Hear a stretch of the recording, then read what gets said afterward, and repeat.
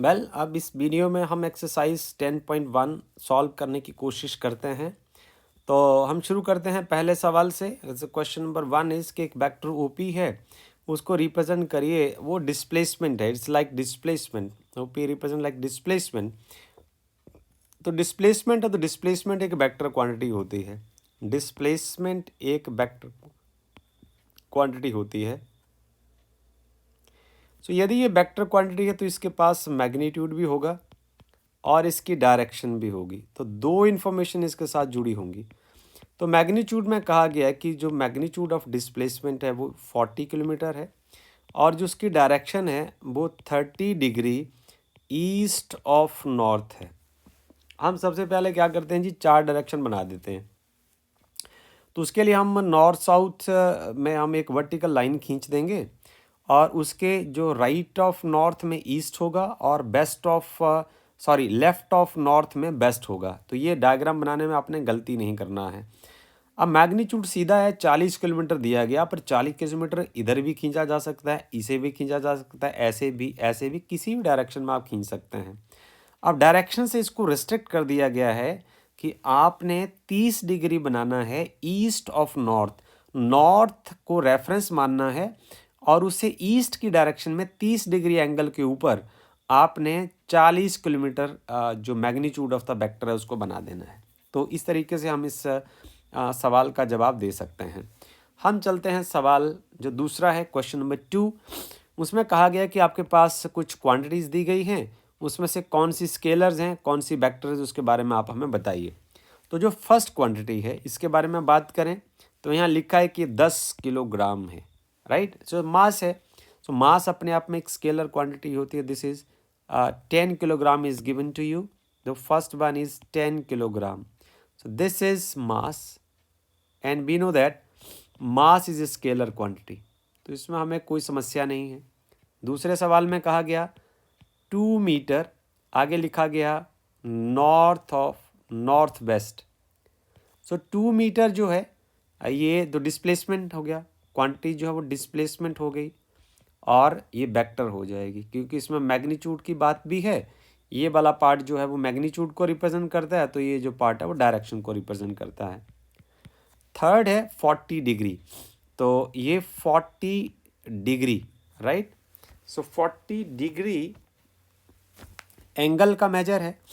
सो ये हुआ quantity angle, और एंगल अपने आप में एक स्केलर क्वांटिटी होती है। ओके। और अगला जो इंफॉर्मेशन दी गई है 40 what.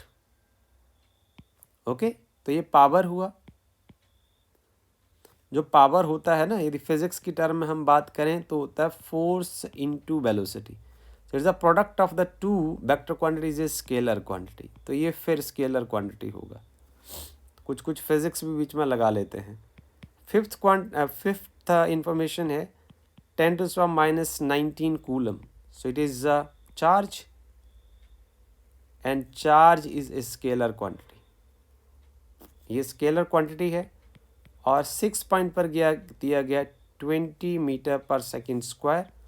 So this is acceleration and acceleration is a vector quantity. इस तरीके से हमारे पास सवाल का जवाब पूरा हो गया। हम चलते हैं सवाल नंबर 3 की ओर। अब कहा गया है कि कुछ आपके पास क्वांटिटीज़ दी गई हैं, इसको आप स्केलर और वेक्टर में क्लासीफाई करिए। तो हम फिर से time period is a scalar quantity, distance is a scalar quantity, force is a vector quantity, velocity is a vector quantity and work done is a scalar quantity. देखिए time, अब force की हम बात कर देते हैं। फोर्स जो है एक वेक्टर क्वांटिटी होती है। This is the product of mass and acceleration. So mass scalar quantity है, एक्सेलरेशन जो है वो वेक्टर क्वांटिटी है। और जब आप स्केलर को एक वेक्टर से गुणा करते हैं तो आपका आंसर वेक्टर क्वांटिटी आता है। इसको हम बाद में भी बात कर लेंगे। आगे हमारे पास है वेलोसिटी। ओके, सो वेलोसिटी में मैग्नीट्यूड भी होगा और डायरेक्शन भी होगी। तो ये हुई vector quantity. This is a vector quantity. और फिफ्थ पार्ट हुआ work done. So work done W क्या होता है, this is force into displacement. So the product of the two vector quantity is always a scalar quantity. So work done is a scalar quantity, time period is a scalar quantity, distance is scalar quantity, work done is a scalar quantity, force and velocities are vector quantities. So another question is question number 4, very interesting question, बहुत सुंदर बनाया है। Figure number 10.6 के सहारे से इस जो सवाल को डिज़ाइन किया गया है, आपसे पूछा गया है, आप इसमें से बताइए with the help of this figure. आपको नंबर 1 पर बताना है, नंबर 1 कि को इनिशियल वेक्टर इसमें से पहचानने हैं।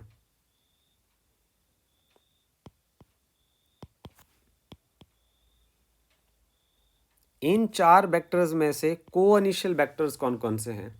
तो को इनिशियल वेक्टर्स वो होंगे जिनका इनिशियल पॉइंट जो है वो कॉमन होगा। अब जरा आप देखें कि यहाँ देखिए, इसमें को इनिशियल वेक्टर्स आ जाएंगे A vector and D vector. A vector and D vectors are को इनिशियल वेक्टर्स।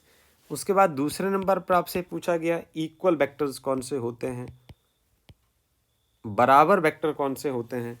तो बराबर वो वेक्टर्स होते हैं जिनका मैग्नीट्यूड और डायरेक्शन बराबर होती है। तो मैग्नीट्यूड देखिए आप जरा, इसमें आएंगे आपके पास जो डी वेक्टर है and B vector, they are both having the same length.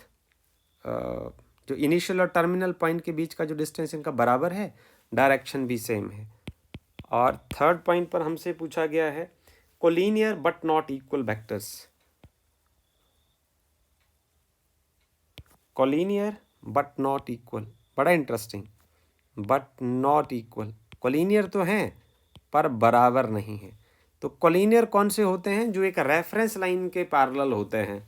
पर इक्वल कौन से होते हैं, जिनका मैग्नीट्यूड और डायरेक्शन बराबर हो। तो आप देखिए, एक आप वेक्टर, आपके पास डी वेक्टर है और एक आपके पास वेक्टर बी वेक्टर है। अब ये दोनों का डी वेक्टर और बी वेक्टर जो है, वो दोनों का मैग्नीट्यूड भी सेम है, डायरेक्शन भी सेम है, एक रेफरेंस लाइन के पैरेलल भी है। इसका मतलब क्या हुआ कि आप इसको तो नहीं कह सकते कि ये जो दो वेक्टर हैं कोलिनियर हैं बट इक्वल भी हैं। बट द आंसर इज, आपके पास है एक वेक्टर ए वेक्टर है, ज़रा ध्यान से देखिए, और जो सी वेक्टर है मैग्नीट्यूड सेम है बट डायरेक्शन अलग होने की वजह से ये कोलिनियर तो हैं बट इक्वल नहीं है। सो इसका आंसर हो जाएगा ए वेक्टर एंड सी वेक्टर। बहुत इंटरेस्टिंग सवाल है। ओके, अब हम चलते हैं क्वेश्चन नंबर 5 की ओर। क्वेश्चन नंबर 5 में आपसे पूछा गया कि आप बताइए आंसर द फॉलोइंग की सही या बात है या गलत है। यदि आपके पास एक वेक्टर है और दूसरा उससे बिल्कुल ऑपोजिट है, फॉर एग्जांपल हम इसको ऐसे बनाते हैं, आपके पास ये रहा वेक्टर ए और ये रहा आपके पास दूसरा वेक्टर ए, बट इसका जो देखिए इनिशियल पॉइंट और टर्मिनल पॉइंट जो है वो एक दूसरे के ऑपोजिट हैं और ये किसी रेफरेंस लाइन के पैरेलल है, इसलिए ये कोलिनियर वेक्टर हैं। इसके लिए हम यहाँ इसको ट्रू लिख देते हैं। तो जो सेकेंड पॉइंट है उसकी इंफॉर्मेशन जो एक्सप्लेनेशन क्या होगी, दो collinear vectors are always equal in magnitude. So जो दो कोलिनियर वेक्टर हैं वो एक दूसरे, उनका मैग्नीट्यूड इक्वल भी हो, ये नेसेसरी नहीं है, क्योंकि हमने पहले एग्जांपल्स में कहा है यदि आपके पास एक ये रेफरेंस लाइन है, ओके, अब ये वेक्टर रहा, ये इसके पैरेलल हुआ, अब ये वेक्टर भी इसके पैरेलल है, अब ये कोलिनियर हैं बट इक्वल नहीं है। Two collinear vectors are always equal in magnitude, ये स्टेटमेंट फॉल्स है। ओके, और आगे है two vectors having same magnitude, दो वेक्टर्स जिनका मैग्नीट्यूड सेम हो आर कोलिनियर होते हैं। अच्छा देखिए, फॉर एग्जांपल एक वेक्टर हमारे पास ए आ गया, इसको मैं लिख दूं ए वेक्टर। एक वेक्टर में आप ये ऐसे लिख देता हूं, ये हो गया बी वेक्टर। अब ये दोनों वेक्टर का मैग्नीट्यूड सेम है बट इनके डायरेक्शन डिफरेंट है, तो ये कोलिनियर नहीं हुए, इसका मतलब ये स्टेटमेंट भी फॉल्स है।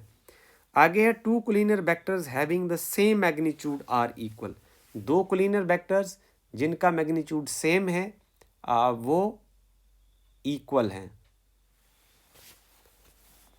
Two collinear vectors having same magnitude, two collinear vectors having same magnitude are equal, दो कोलिनियर वेक्टर हैं जिनका मैग्नीट्यूड सेम है, बट यदि उनके डायरेक्शन जो पैरेलल लाइन के उनकी जो डायरेक्शन है वो एक रेफरेंस लाइन के पैरेलल नहीं है, तो वो सेम मैग्नीट्यूड के बावजूद भी वो कोलिनियर नहीं हो सकते. Okay, so this statement is also false statement. Two collinear vector having same magnitude, एक minute, two collinear vectors, one vector is A vector, two collinear vectors having same magnitude, collinear पहले ही कहा है, having same magnitude are equal. तो two collinear vector, ये देखिए हम दो collinear vector having same magnitude, but ये देखिए ऐसा हो सकता है two collinear vectors having same magnitude but opposite direction, they are not necessarily to be equal, अभी अनइक्वल हो जाएंगे, नेगेटिव हो गया ना. So this statement is also false. So this is all about this video. Thank you very much.